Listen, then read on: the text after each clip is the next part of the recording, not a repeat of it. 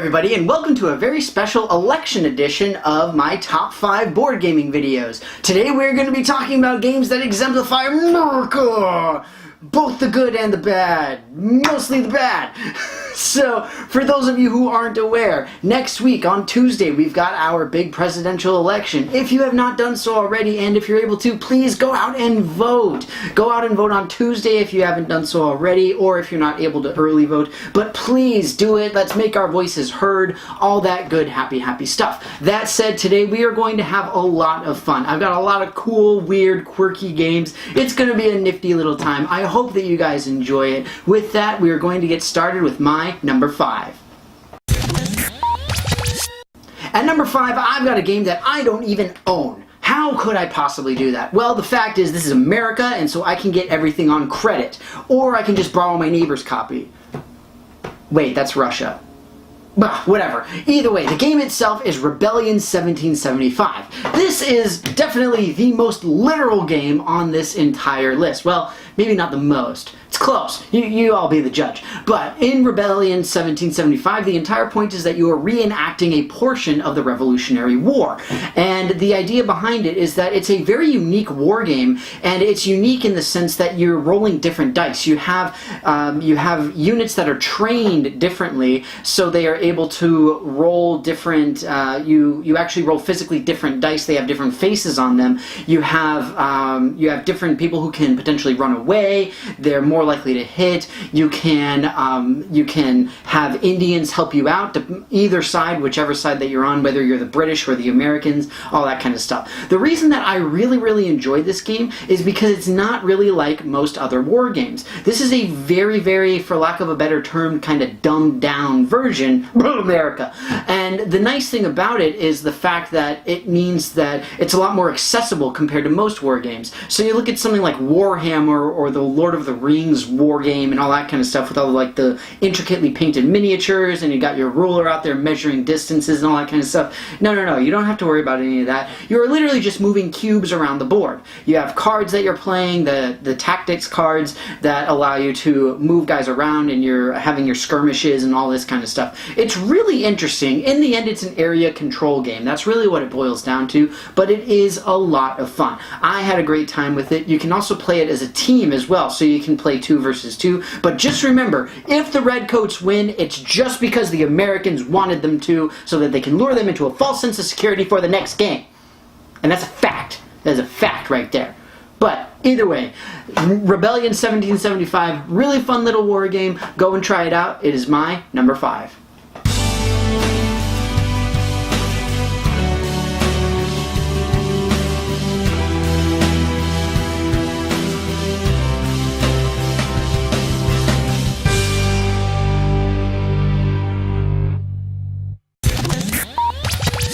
At number 4, I've got an economic-based game that I have talked about a lot, mostly in the context of how terrible it is. So it seemed appropriate to put on this list. Number 4 is Acquire.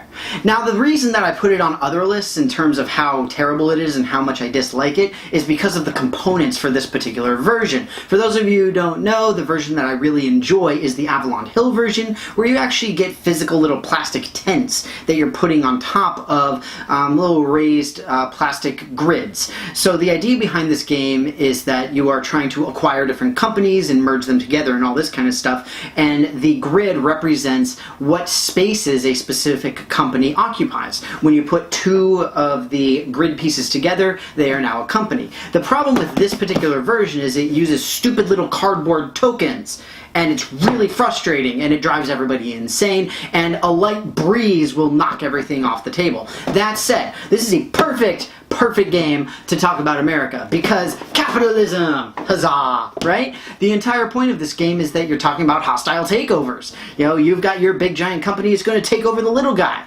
or the both medium-sized guys are going to clash together, and they're going to have to figure out who's going to win, essentially. In the end, this is a stock-based game. It is pretty fun. You've got a lot of interesting mechanics with it, but at the same time, you really do have that very corporate cutthroatness that you would expect to see at the very top with a bunch of CEOs and things of that nature.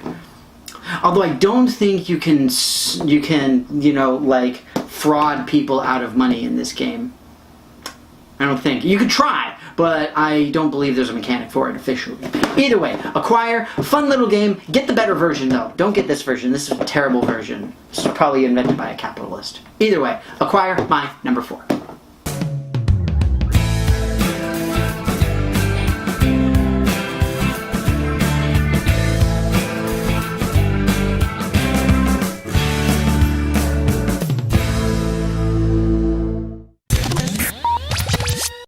At number 3, I've got another economic-based game that unfortunately I do not own, and the fact that I do not own it is just about the most ironic thing that I believe I have ever had in a video. The game itself is Panic on Wall Street! That is right. What is more American than having panic on Wall Street? Every day the Dow Jones and the NASDAQ is up, but it's down, and then it's up again, and then it's down again. And is the Fed going to increase the interest level? Who knows? I don't know. I don't even know what that means. Well, I do, but I barely know, and normally I don't pay attention. Either way, Panic on Wall Street itself is actually a really, really fun game. The idea is that everybody is split into 2 teams. You've got renters and you've got owners. The renters are trying to get properties, and they're trying to pay as little as possible for them, while the owners are trying to get as much rent income as they possibly can, with the idea being that again, it's not really a stock manipulation game, because the stocks are going up and down randomly, and it's literally by the roll of a dice. And I have a feeling that in some back room in Wall Street, that is exactly what's happening, where people are just like playing D&D, and it's essentially determining which way the NASDAQ is going. But either way, it's a really, really fun, interesting game. The nice thing is that you actually have 2 winners, because you've got a winner, the person with the most money from each team. You don't have just a singular winner, because one group will always have more money.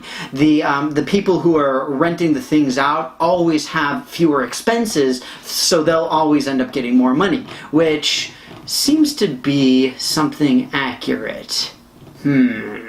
Either way, it's a really neat game. It's actually got very, very good quality components, which is something I love to see. If you guys have watched my videos before, you know that's something that I love.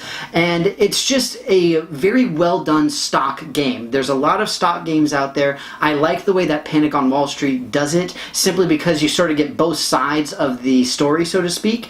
And like I said, you've got people who are playing it one way, and then people who are playing it a completely different way. So in a way, it's kind of like 2 games for one. And what's more American than a great deal like a BOGO? I mean, come on. It's awesome. So with that, the Panic on Wall Street is my number 3, and like 3.5, because it's basically 2 games.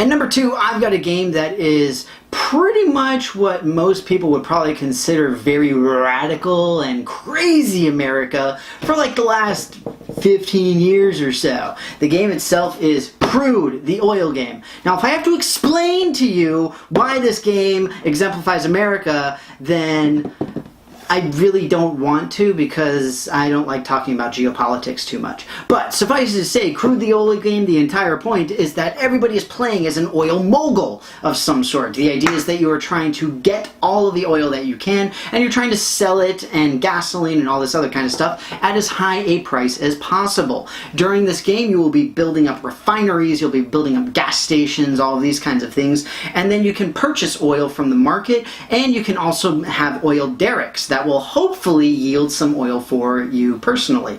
It's a really, really interesting game, and I like the economic aspect of it. It is a very economic-centric game because, again, MURICA. And the other really interesting thing about this is the fact that it's more in-depth strategy than some economic games, but the thing is, it does the randomness aspect very, very well. There is a random element to this game where you're rolling dice to see what part of of your individual grid will sort of pay off. Whether it's an oil derrick bringing oil in, or a refinery putting out gasoline, all this kind of stuff. That's essentially what you're doing, is you're waiting for the dice to do it, or if you choose, you can instead go to the market and actually purchase the raw materials as well. In addition, one of my favorite mechanics with this game is the headline mechanic, which is exactly what it says. You literally have a newspaper that says something is going on, and the market is either going to be going up or down. You've got minor changes to gameplay mechanics, all that kind of stuff. And it's really cool because you've got sort of like that thing in Tetris where you can see what the next piece is going to be. This has the same kind of mechanic where you can actually see what the next headline is probably going to be. So it's really, really fun, very, very interesting game. And again, it's about oil. So it's about America, because that's what we do. And that's why it is my number 2.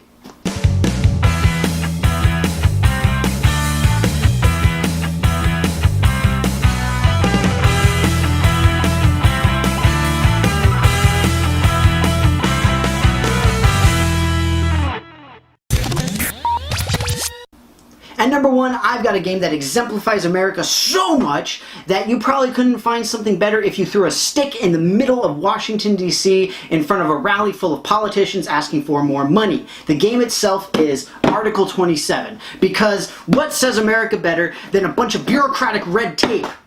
That's right, nothing.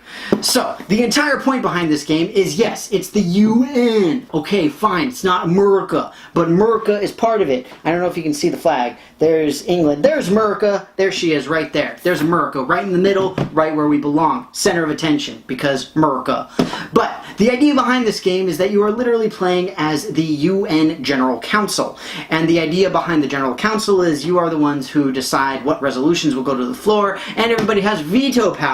In other words, nothing gets done. So the idea behind this game is that you are trying to get your desired resolutions passed, and obviously trying to knock down everybody else. This is very much a negotiation game. You are trying to do the whole tit for tat, quid pro quo, whatever Latin phrase you want to use that essentially means the exact same thing. The entire point behind this is that you are trying to get allies to vote for your stuff and against, well, hopefully not their own stuff, but at least voting against other stuff from other people. But literally, what says more about the American democratic process and Congress than a game that is about bureaucratic red tape and, you know, like filibustering and nothing getting done? It's terrible. It's terrible. But really, this is actually one of my favorite negotiation games that I have ever played. It's actually a lot of fun. The entire point is at the beginning you get a bunch of resolutions that you would like to see passed. You don't show those to the other players, you keep those secret, but it's essentially your goal cards. And then throughout the game, different resolutions come up. Everybody takes turns playing the person in charge. I don't remember, the General Counsel, something along those lines. I'm sorry, I don't remember the exact term. But suffice to say, you all take turns being the person who is in the lead and having all the votes collected and tallied and all that kind of stuff. You can also send in bribes. Shh. That doesn't happen anywhere. Never. There's this. What's a lobby group? I don't know what you're talking about. Either way, it's a fun game. It's a really fun game, genuinely. And you literally can do that, where you can actually like take money and put it onto people's like little thing and be like, hey, if you vote my way, then maybe this little money will float on your way, you know, all that kind of stuff. It's actually really, really well balanced, very well designed, and surprisingly fun, considering that it is literally about bureaucratic red tape for passing resolutions. Who knew? Who knew that you could actually make it fun? I know I certainly didn't. But either way, for all those reasons, Article 27 is my number 1 game about America.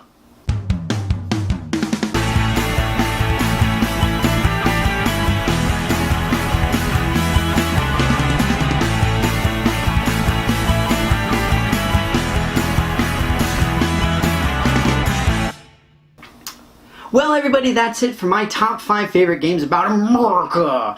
Now remember, we are having a lot of fun in this video, so please just keep that in mind. But at the same time, these games really do exemplify some very fortunate or unfortunate aspects about America. And the fact is that it is going on, it's happening, but at the same time, we are here to just talk about the games. The games themselves are really great games. They are a lot of fun to play. You get a lot of really interesting mechanics. Obviously, a lot of them are economic based, which is fine. And you know, again, America, what are you going to do? And again, same thing with negotiation. A lot of America is based off of negotiation and compromise. But that said, do remember that on Tuesday, November 8th is our election day. So if you haven't done so already by early voting, please make sure that you go out and vote if you live in the US. Okay? If you don't live in the US, then just ignore that part of this video. You know, you personally probably don't have to go out and vote on November 8th. Maybe you do. I don't know where you live. You might. But suffice to say, thank you very, very much for watching this video. I hope that you enjoyed it. Be sure that you check out my Twitter as well as my Facebook, because I post all sorts of fun and exciting stuff, as well as letting you guys know when I start my live streams too. So all sorts of fun and interesting news and information goes on in there. But with that said, thank you very, very much again for watching this, and I will see you next time.